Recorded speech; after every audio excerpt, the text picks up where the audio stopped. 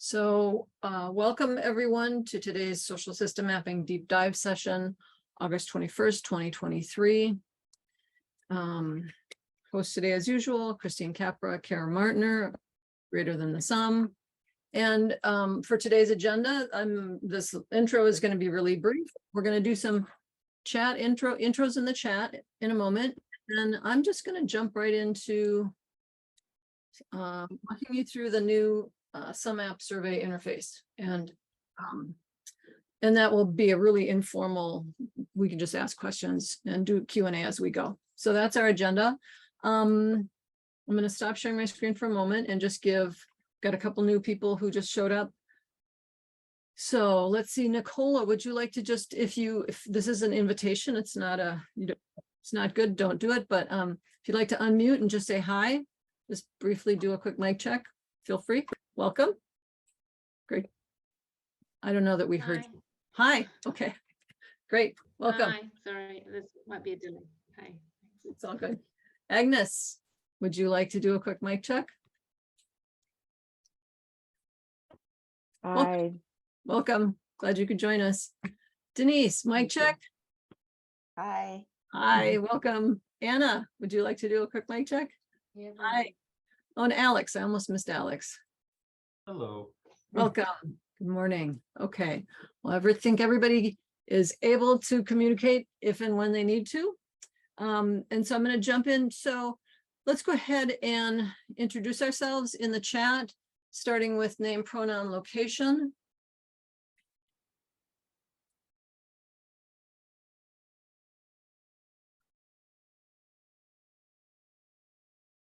If you're comfortable doing that, don't feel like you have to.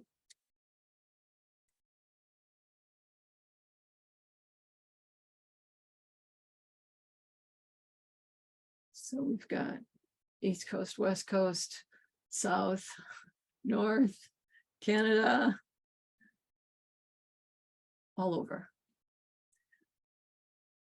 But US today. Okay, then what's one primary network that you're part of, or that you're working with or supporting in some way? Just so we can take a moment to appreciate one another's work and one another's place in the world of change.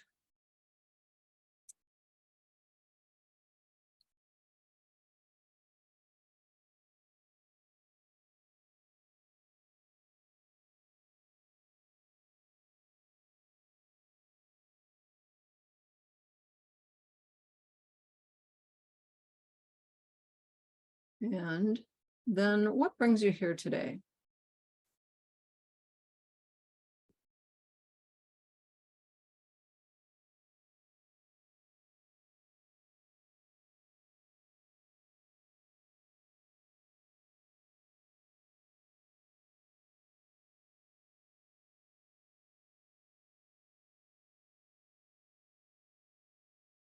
I think it is kind of obvious, but you nonetheless all have different relationships to the survey interface. And so if there's like a piece of that that's standing out for you, it's good for me to know that.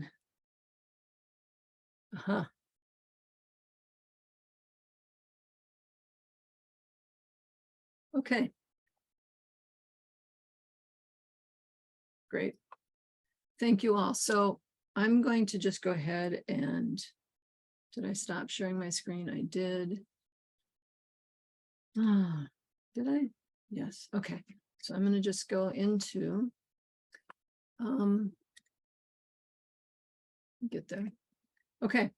So this is going to be a, hang on. We have one more person joining us. So I think I'll just wait and person.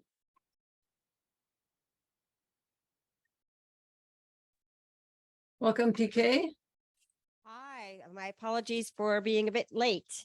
It's all good. We're just jumping in to the survey. Oh, great. Okay. And I'm assuming that's why you're here. Is that yeah. correct? Okay, great. And if you feel like if you could go ahead and in the chat, put your name, location, pronouns, network you're working with, and what brings you here today. And then, yeah. I wish you could make it. Does anybody know, can you make it so that you can see the prior ones after you join a meeting, or is it always that you just can't? That would be nice, because then you could see everybody else's input. Veronica, also welcome. Just want to acknowledge you're showing up and give you a moment to do a quick mic check if you would like. And if you're would like, we can also share in the chat your a little bit about yourself, name, pronouns, location, network you're working with, and what brings you here. One more new person showing up. And then we'll jump in. Michelle, welcome. Just want to give you a chance to do a quick mic check if you'd like. Maybe. Hello. Hello, welcome. Glad you could join us. Thank you. Hi. Apologies for my delay. It's okay. Okay, I'm going to go ahead and jump and get started. So, and I'm assuming you few who just showed up are here for what I'm going to do today is introduce you to the new sumApp survey interface, talk a little bit about what's new, show you some of the ways of interacting with it or working with it, and but mostly answer questions. So I'm going to go ahead and jump in. And this is fairly formal, so just feel free to chime in if you've got a question. And let's also try to keep our questions succinct and on point to the survey so that we are not straying too far afield and that we can get as much time looking at the actual survey interface as possible. But I do want to answer your questions as they come up in this around the tool. So having said all that, I think I'm sharing my screen. Am I sharing my screen? Can you see it? Okay, thanks, Alex. I saw you're nodding. Yeah.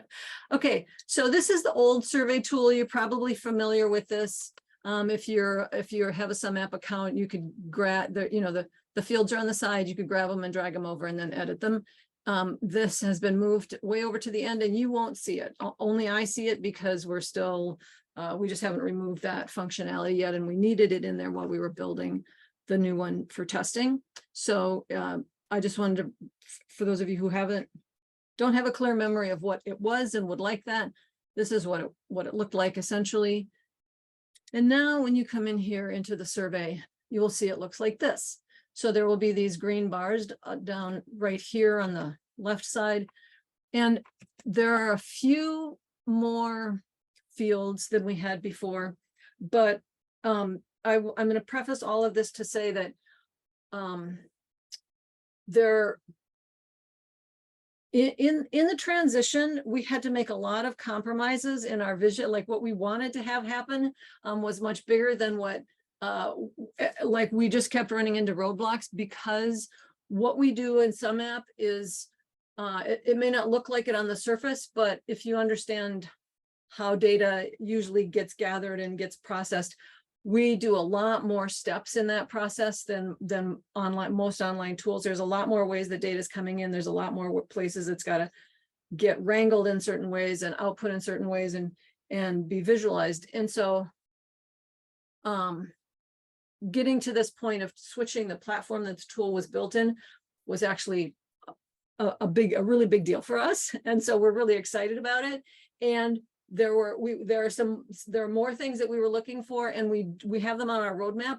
But when we would run into things that were just a really big can of worms, I would say, okay, put that aside. That's for the future. Let's just get the basics that we really need out now. So we have a few extra fields than we had before. We have now we have currency and number and URL are fields that didn't exist previously. But what the fields that we have a lot more capacity around to work with them. So that's the big plus at the moment, is not new fields, but new capacities around them. And so a field, you just any field, you just drag it over to here, just like with the other survey, it's just a drag and drop, whatever. But so And then once you've dragged it onto the canvas, then there's you hover over to this upper right corner of the field. And for every field, you have a different little edit button. And once we're inside of a field, so now we're in what we call this now, this is a component. So we're using, so let me back up a second. Apologies. When we chose to make this change, we could have either built a whole survey, a whole fresh survey interface from scratch in any of, lots of programming languages, or we could have used there's a lot of interfaces out there that are designed to be plug and play. So it's sort of like a form interface and you plug it into your software and it's supposed to work. And so we did a lot of vetting and we picked a really great one. Nonetheless, we still had a lot of customizing that we had to do for that. So part of why I'm saying this is because as we were testing and working, we started to adopt the language that comes from the tool the plug and play tool that we've adapted.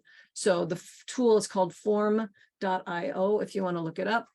This doesn't look exactly like Formio, but there's changes, but that's where this is coming from. And then so we're sort of gradually adopting the Formio language so that we're conforming with their the way they're doing it, just because it's easier. So so we no longer really call these fields, these are now components. So each component, as I said, has a little gear thing where you can edit it. And then most of the components will have, so let me back up again. What I'm going to do right now and is just going to sort of give a high level overview of the basic, the bigger picture interface stuff. And then I'll sort of dig into what do some of these things mean or how do you deal with some of these things. So I'm sort of whipping through a bit at the moment and I apologize for not making that clear. So don't feel like I'm going to come back. I'm just sort of highlighting, pointing out the higher level stuff. So you can move the fields around using this little up and down arrow. You can copy your fields once you've got them created. And when you open excuse me, I'm still saying fields. When you open the component to edit the way the field works, you'll see there's these generally four different tabs. Some of them won't have all of the tabs, and the tabs will have different, each component has a different set of functionalities with it. So not every component will have every little checkbox or possibility on it. So they're related to what's needed or possible with the component. But generally there'll be these four different tabs and they do different things. And this help tool is for Formio. So it's not going to give you, if we've done some customizing, it's not going to give you instructions around the customizing that we've done, but it will help you understand the built-in functionality of Formio. And it's not going to have, there will be fields in this documentation that you won't find in sumApp, but it's a good resource if you're wondering, like, what does that one little thing mean? Like, what is an input? I need more on the input mask. You can just pop it open there. So that's the high level of, the big picture of the components we have. You just drag them, drop them, then you go in and edit them. I'm going to say one thing, and this is really important for those of you who have worked with a map, worked with sumApp for a while. You may have gotten familiar with, since we can edit, we have our survey is meant to be iterative, and you can change labels in data set, or option labels, or you can add new questions, or you can change the wording in questions, etc. We used to have built in an error message that would tell you if you were preparing to delete a question or delete an option within a question, like say you've got a list of colors and you're going to remove purple. if anyone had ever selected purple so that there was purple in the data set, sumApp would warn you and say, hey, there's data for purple. Are you sure you want to delete this option? That's no longer possible. We really struggled with it. It's very important to us. And we just couldn't make that work given the way Formio works. And so what we did instead was we created this stats page. So if there are answers, so here I've got this is a component, and there's two responses to it. One of them is red, two of them are green. So you can see in here if there are responses, and then, you know, decide which one to do. I don't care, I'm still removing purple, or, oh, maybe I need to think this through a little bit more. But so that's one big thing to note, is that you'll no longer get that warning. So check your stats if you're going to delete anything before you start to play. Okay, I'm going to pause here, and before I go into specific items of the components, to tell you what's cool and new about them, and just see if anybody has any right now questions or concerns that you want me to address before I jump into the details. I'm going to stop sharing so I can look at your faces. Okay. Oh, welcome, Reiner. Sorry. Glad you could join us. Okay, I'm going to jump in and go back to sharing my screen and get a little more detailed. Okay, so I'm going to start with a text field. And again, the components are the text components. Yeah, I'm trying to train myself to use different language and not be confusing. So the label of the question is here, and this is all pretty obvious stuff. There's a new thing you can do, which is, and it can be a little annoying, and I'll tell you why, but you can say, let's say you want your label. So this is a preview of how this component is going to look when it's on the survey page. So you can align it differently. Like if you want your label over here and your field here, and then you want the field width to be, 20% of the page, and you want your margin to be 20%. See, now the field's here and the label's here. So you can fiddle around with that. Placeholder, like we've always had, a description field. The thing that's annoying is that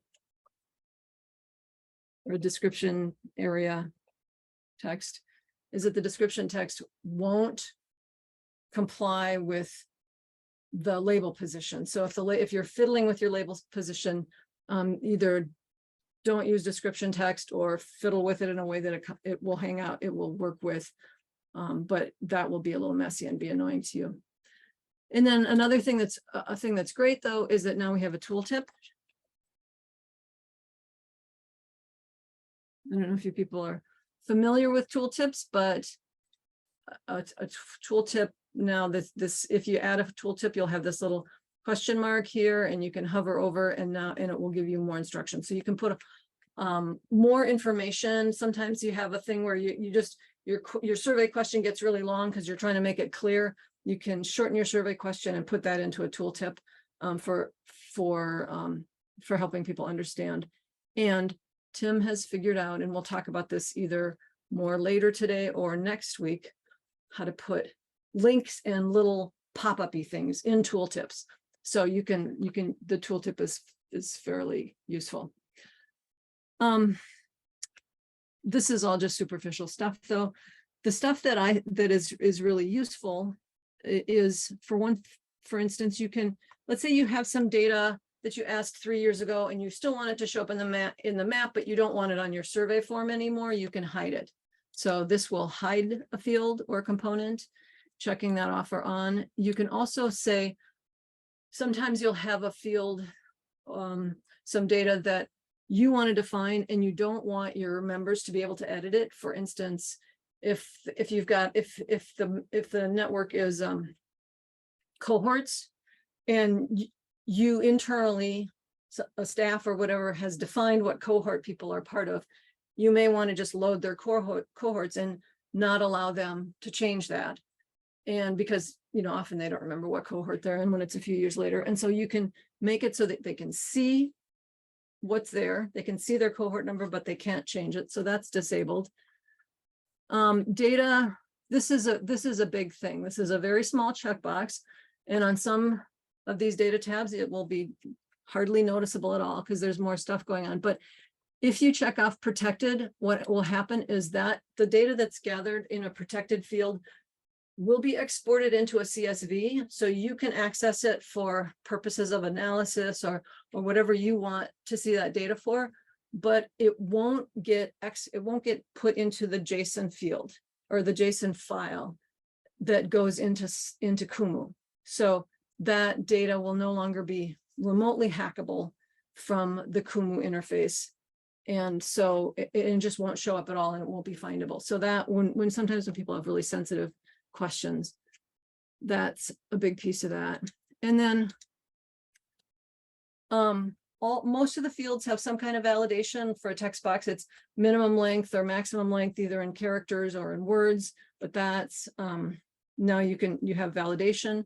And then the conditional field, I'll show you how it works in a few minutes, but conditional means that you can now say, I only want this question to show if that, you know, I like, if we say, what's your, you know, do you prefer red or blue? And if people say blue, then they get one, you know, they get a follow-up question of like, what's your favorite kind of blue or whatever. If they say red, then they won't see that blue follow-up question. They'll have a red follow-up question. So that's conditional, the conditional tab. So that's how, and I'm going to pause here again. That's the overall, like the high level of the tabs, what's on each tab.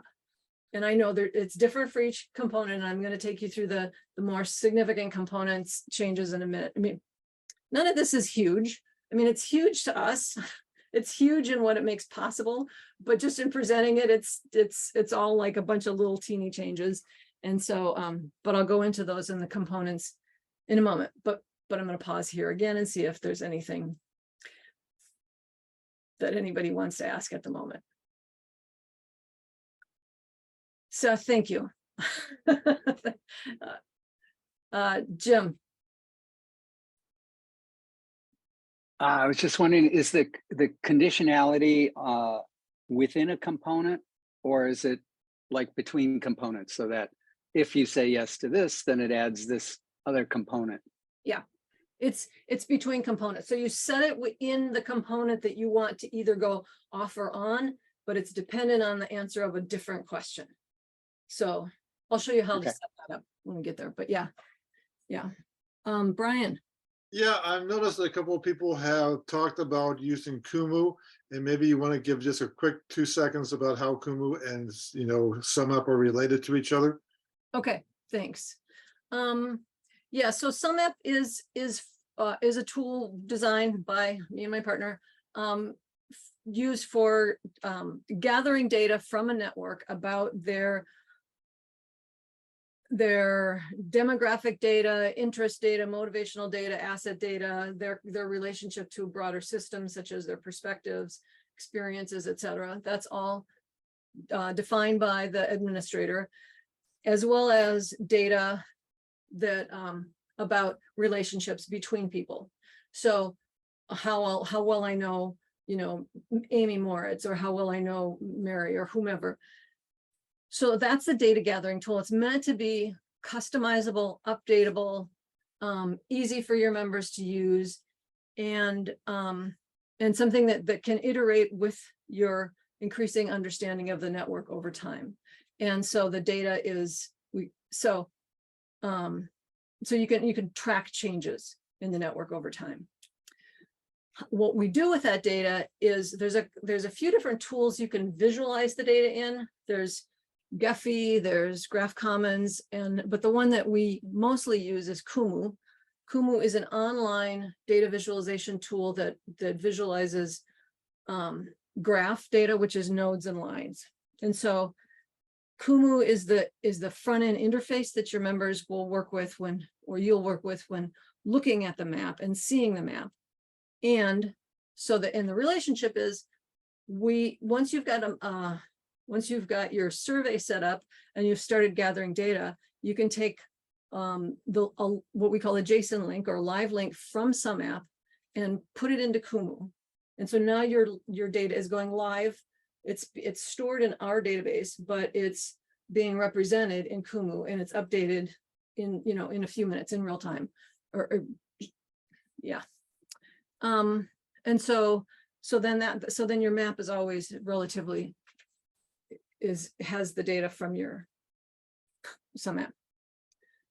Does that help answer that? Yeah. Okay, thanks. Alex. I'm happy to see the privacy option. I'm just wondering how can we be transparent in that when we're working with end users, whether or not to be nonprofits or governments or communities that have that concern? How is that, maybe it'll be part of your FAQs and stuff like that, but like, is there, as we're telling the story about what sumApp is, what Kumu is, what social systems mapping is, how can we address and alleviate that concern easily? Yeah, well, so I think that it depends on the context, and that's a conversation. So when the concern comes up, we can just say, we can hide specific fields if we just explain that. I think in the interface itself, which is another, when people are filling in a survey and they see a field and they're like, well, I don't know if I want to answer that question.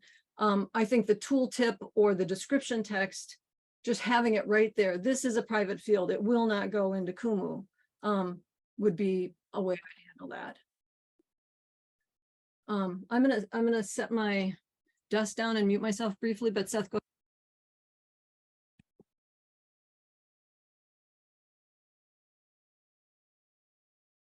Seth. Oh, sorry. I think these are really nice enhancements. I'm wondering about the combinations, which kind of intrigue me. Could you do conditional fields based upon a hidden or disabled field, so that basically people would see different surveys depending on who they were, that we determined ahead of time?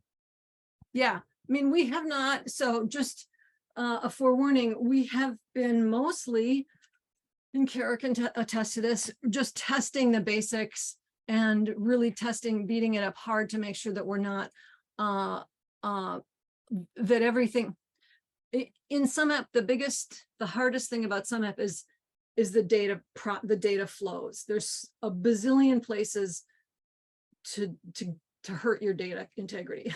And so testing for data integrity and testing for data losses always our biggest, most anxiety ridden, big thing. And so we've been really beating up the data business, and like the fun bells and whistles, we have not gone very far with it. So in theory, my answer is yes. And given what we've played with so far, the answer looks like yes. And I'm just forewarning you that I don't know everything yet.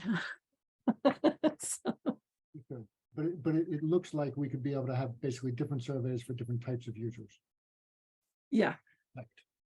Yeah. And I think it would be fairly slow and tedious to set up, but yes, you could.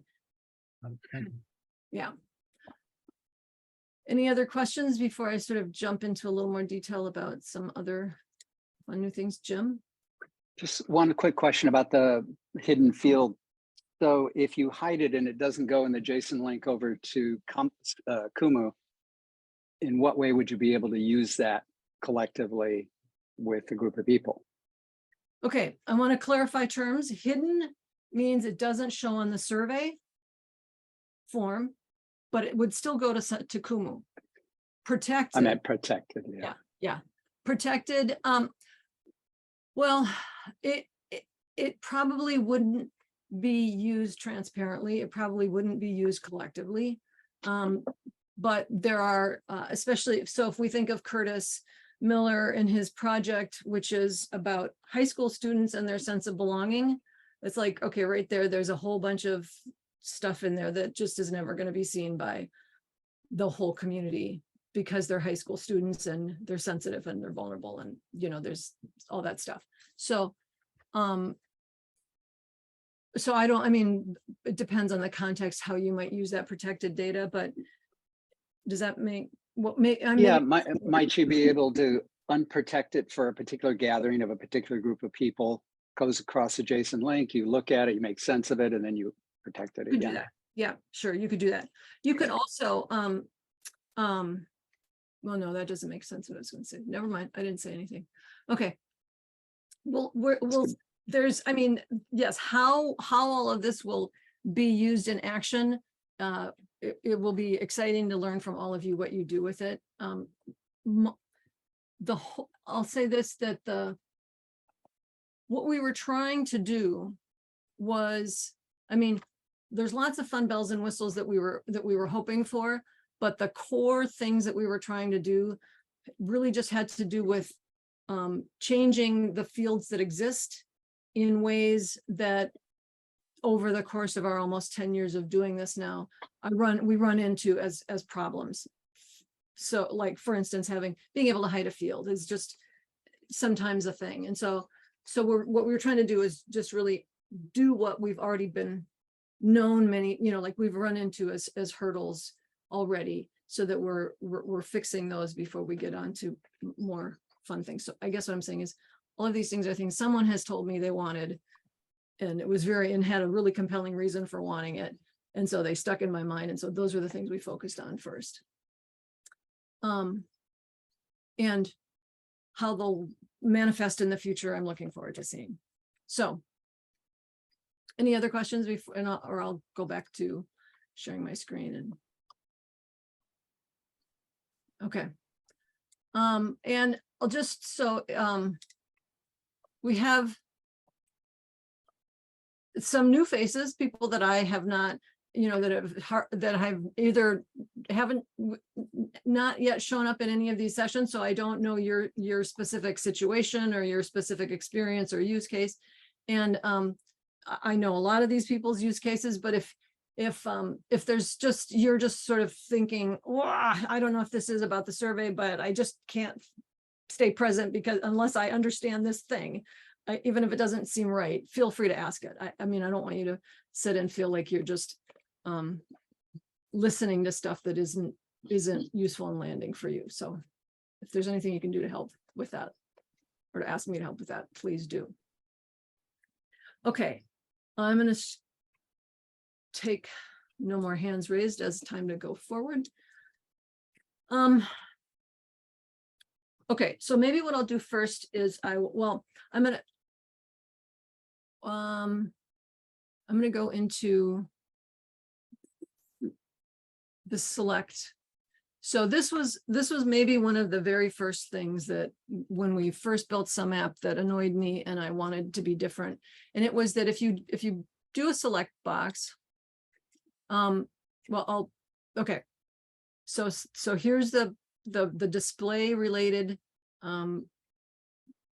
settings for this select component. A select is the new word for a dropdown. Well, I guess we always call it a select, but this is a dropdown box. So if you see, this is the preview, it's just, you drop it down and select what you want from there. The thing that I was annoyed with from the very beginning with our old select was that you could only do one option.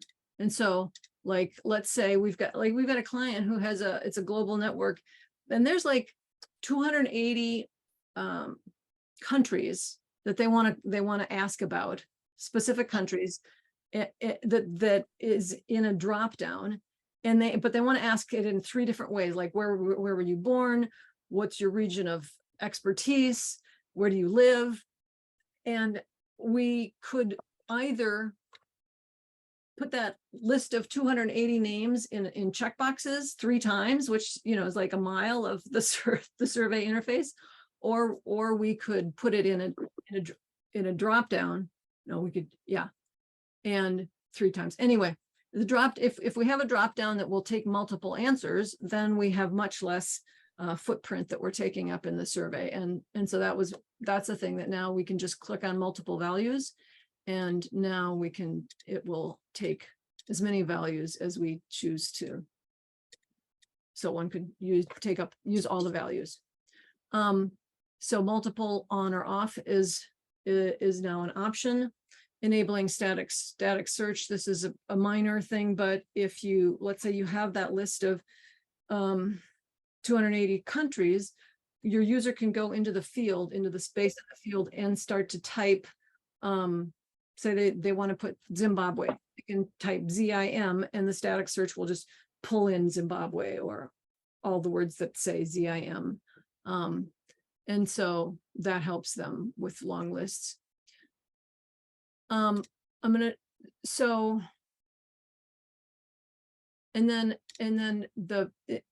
for instance, in some places, the only validation that's relevant is if it's required or not. I don't advise required fields, and Amy could tell you a story why. But if you make a field required, it means that you're basically not allowing people to save the page unless they answer that question. And sometimes the question is not one they're able to answer right away, and you'll make them lose their work. And you'll sort of be forcing them to give information before they're ready to. And so that just makes a big mess. Anyway, so select boxes can now be multiple, which to me is huge. Oh, another really important thing about, select, you can do multiple, but now a really important thing about any of these multi-option boxes or things is you can finally reorder them just like that. So it used to be in sumApp that, let's say you had a list of the United States. So you had all the states, and then you realize later, oh, we forgot to put Puerto Rico. We really should have put Puerto Rico in there, but you've already gathered data. You'd have to put Puerto Rico at the end, even though it's alphabetically should be more towards the middle. And so now you can just, because you couldn't move the data without, or reorder the options without swapping the data that already existed, without messing up the underlying data that you'd already gathered. So now you can just drag them up and down and your data won't get messed up. So that's great. And then so I think I'll pause here, see if there's questions, and then I'll give you an example of how to set up the conditional question. Jim. To make sure I understand. So what you've got now is a matrix of a list of items and a few different selection questions that apply to those items. No. Is that right? No, I'm sorry. I see where I gave you that impression, and that is, we don't have a matrix question in here. We really wanted one, and that's a big desire, but that would require changes to the database, which is a bigger deal, and we said we'll hold off on that. So no, it's not a matrix question. What I was saying was, if you're trying to ask about the same long list more than once for any reason, now you can just have the drop down. I mean, if it's a long list that people might want to select more than one of, it can be a drop down, and they can select as many options as they want from the list, or as you enable them. Does that, Jim? I can't see your face. It's no, I don't. Sorry, I'm not getting it. It's just here. Let me show you from here. So, oh, not that one. God, no, not that one. Okay. It's just, if we've got the select, so it's a drop down. A drop down used to be you could only select one thing from the drop down in sumApp.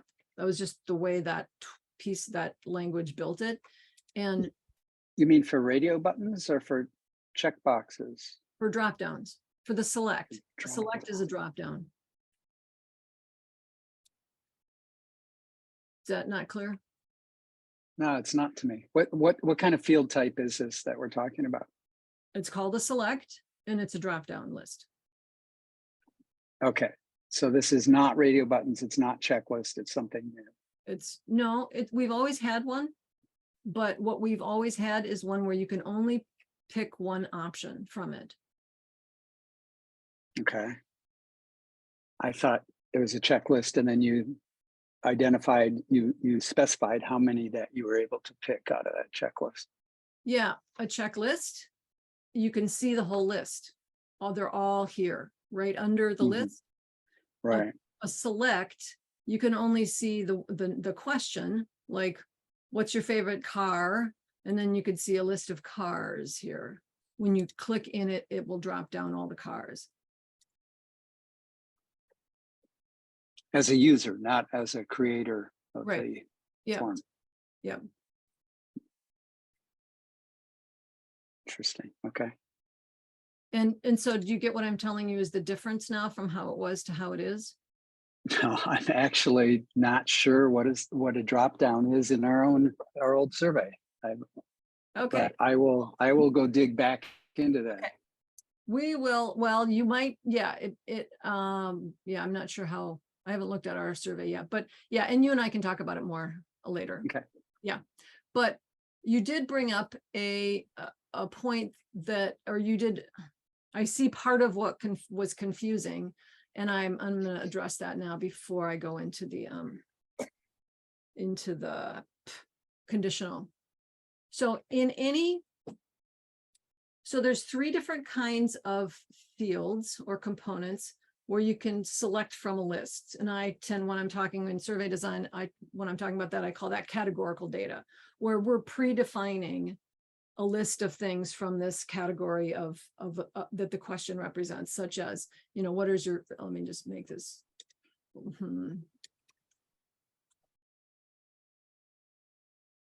Okay, so the question, the category is birds, and now we've got a list of birds, right? So there's 3 different ways you could set that up in the old sumApp and in the new sumApp, and in lots of contexts they use these 3, and sometimes there might be more, but these are 3 basic survey field structures. One is a radio button, and if it's a radio button, it will be, there's always something you can't, it's like, and it will just turn off whatever was on. If you switch your answer, it will automatically turn off that answer and put the other one on. And that's just how radio buttons work. It's like, I don't know, dialing a radio. Select boxes, you can select as many as you set the validation to allow. And the drop down, I call it a drop down because it's visually more accurate to me, but and it's often called the select, is you can't, the options aren't laid out on the page, but they're in a drop down. Once you click on it, then you can see them. So those are the 3, we call those the multi-option fields. And of the multi-option fields, we have there's a new way of dealing with. So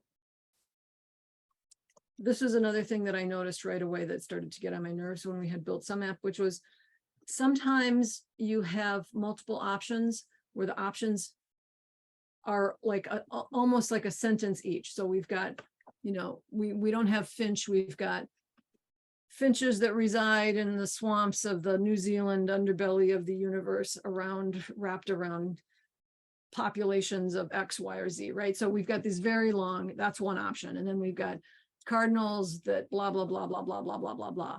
So we would have these really long options. And Tim and I used to have, I think we still do this for some clients. We put the data put the JSON link into a Google Sheet. Tim would run some JavaScript that would shorten all of the long options so that they're now a nice succinct label that you can easily read in Kumu, because sometimes you need a lot of words in the survey to understand the question or the option. But then in Kumu, it's really hard to parse what's going on, especially if the meaning of the option is sort of towards the end of the phrase. So we used to shorten phrases. We'd call that shortening, and it would be this extra work that we would do for clients that you couldn't do if you were just a regular customer and didn't have your own JavaScript skills. So now you can have a label. The label shows up in sumApp, and you can have a value for that label. And that could be, sometimes you might want it to be a number. It might be there's a numerical value that you have for each of these items, or it might be that you just want it to be, maybe you want your value to be, just a capital F, whatever. You can do that now. And it's this, if people pick Robin, what will go into Kumu is R, or the number, whatever the value is, what will go into. Jim, I see you clapping. Does that mean you like that? Okay, good. So this is probably what made you feel like I was showing you a matrix question, but what I was showing you was that that now you can have a label and a value, and it's going to do an annoying thing, and there's just nothing we can do about it. Kara and I and Alex have beaten up on this behavior, but it's just the way it is. It's how, and I think Tim even put in a request to Formio to change this, but for now, let's say you're starting from scratch and you're saying, and let's say, we're going to say, it's going to do whatever you put in here. What's a,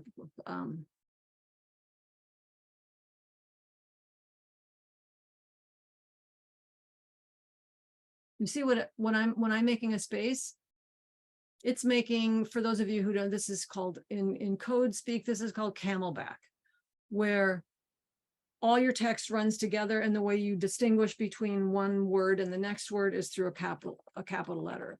So running through the woods with spaces in Camelback looks like running through the woods like this. And that will go away. There's no way we want the Camelback to end up in Kumu unless you want the Camelback to. If you put Camelback in there, then that's great. But if you didn't put Camelback in there, it will, will annoy the hell out of you. So right now we've got Camelback there. When I save this form and save that component and save the form, where did I put that? Was that here? Yeah. Now it will show up correctly. And it will show up. It will show up exactly as you wrote it, precisely, even though it was camelbacking for a minute there. And if we say, oh, I want this to be, so that if you introduce a difference between the label and the value, it will save that. And oops, it will reflect the value that you put in the value, even though otherwise it will just make it exactly like the label. Questions about that? Seth? Yeah, so the value that's in that second column there, that's what shows up in Kumu. Mm-hmm. And that's what will be displayed in Kumu. Yep. Okay, thank you. Yep. And so you might depending on, so sometimes you know how well, sometimes when you're doing things with metrics, you would prefer your responses to be numbers rather than words. And so that's a way you could use that, or just, more succinct labels that are easier to parse in Kumu, or just don't use it if you don't change anything. Okay, I'll go ahead and do the show the conditional, and then so we've got 10 minutes left, and I just want to say, for those of you who are not who are relatively new to this context, we'll stop at the top of the hour, but we have a little goodbye ritual. But if you want to stick around and just ask more questions or connect with anybody, whatever, I will still be here for an extra half an hour after the top of the hour. So I'm going to spend the next minute showing you the conditional, open it up to last questions, and then we'll let those of you who need to jump off go, but you can stick around if you want to. So if you're feeling like I have a question and we're not getting there yet, we'll get to it. Okay, so I'll go back to share my screen. Okay, so so this is,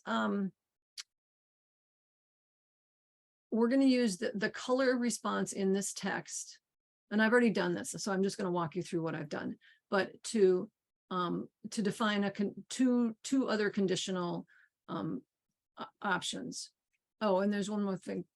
Don't let me forget to talk about the HTML field, if anybody would help me do that. Okay, so this one, what we want to do is we want to say, and this is just an HTML field, so it's not actually it's not actually a question, it's just what's going to show on the page, but this is the same whether it's HTML or something that people can put data in. So an HTML only has the display settings and the conditional settings because it's not gathering data. But so this component should, so the first option we have if we go to conditional is, do we want it to show or to not show based on the following condition? And so in this instance, we're going to say, yes, do show this field or this HTML piece of HTML when this question, what ways can you mess up select boxes, has the value of G. It's the value you're looking for, not the label. So if the value and the label are different and you put in the label, it won't read it. But I put those colors make sure I actually still have the right values in there. So yeah, RB, red, blue, green, RBGs there. So now we're saying only show this if that value is green, is G. And then it's this, I've done the same thing with this one. It shouldn't, but I've done the opposite. Actually, I've said, don't like, so this HTML thing will be on the page until someone selects red from that option list, and then it will hide. So you can either say, show it based on another response, or don't show it based on another response. And so it will change for the user when they see that. And so that's not what we want to look at. So here I've got, this is Tim and Christine. And so Tim goes into his survey, and let's just pretend he hasn't said anything yet. Neither of those two headers is showing. So Tim is going to say green, and now the instructions are, this should show only if green is selected, and this should not show if, oh, so now if he hits red, that goes away. So that's basically, I'm doing a rather putsy demonstration of it, but that's what's possible. Okay, and then one last thing I'll just point out, and then Reiner, thanks for the heads up that you're taking off. The HTML is basically, HTML is how you define something that shows on a browser page. So it's not data, it's just something that sits on the page, on the page. And so here we've got HTML that's a header. It has a H1 tag. And so when we're on the page, no, that's a different, what? Sorry. Oh, yeah. So here's the header. It's just saying it's a header. It could be paragraph text. It could be, you can put links to other things in it. We'll dig into the HTML more next week. Tim has been playing with it and discovering fun things. And so we'll look at that more deeply next week. And I think Tim will join us next week for that. But I just want to say that one last bit, that there's also HTML that you can play with. And you can get kind of complicated with it. I have not done that here. And I'm going to stop talking. And I'm going to stop sharing my screen. And we didn't say goodbye to Reiner, but I noticed things like that. And just if anybody's got any comments or any questions before and let's prioritize. If somebody has a comment or question that needs to jump off in the next 4 minutes from now, let them go first. And if you're going to stick around, hold off on your questions.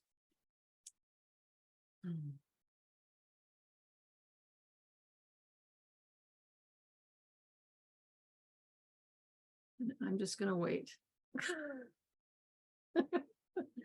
No pressure to anybody.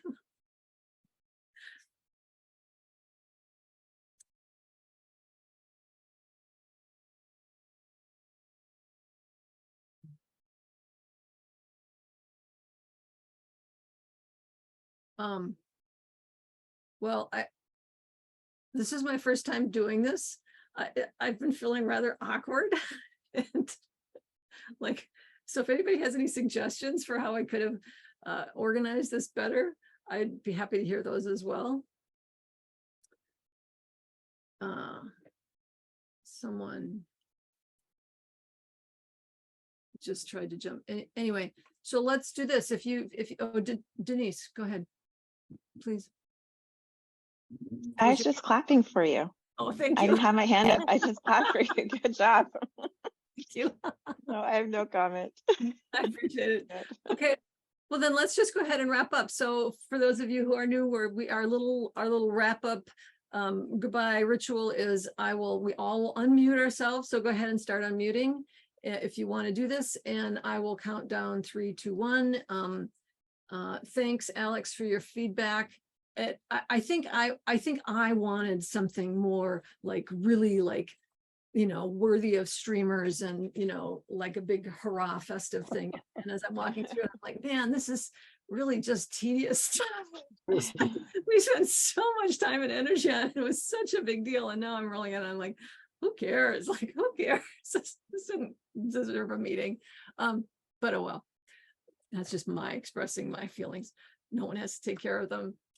Okay, so we'll unmute. I'll count down 3, 2, 1. And when I get to 1, we'll just all give each other our good, all at once. We'll just say our blessings and our good wishes for the rest of the day. And when we're done with that, feel free to jump off. And if you're going to stick around, just hang out, and then we'll let everybody depart, and then we'll pick it up again. So 3, 2, 1. Thank you all so much. Thank Bye you. all. Have a wonderful week. Have a wonderful Have a great week. Wonderful. Bye.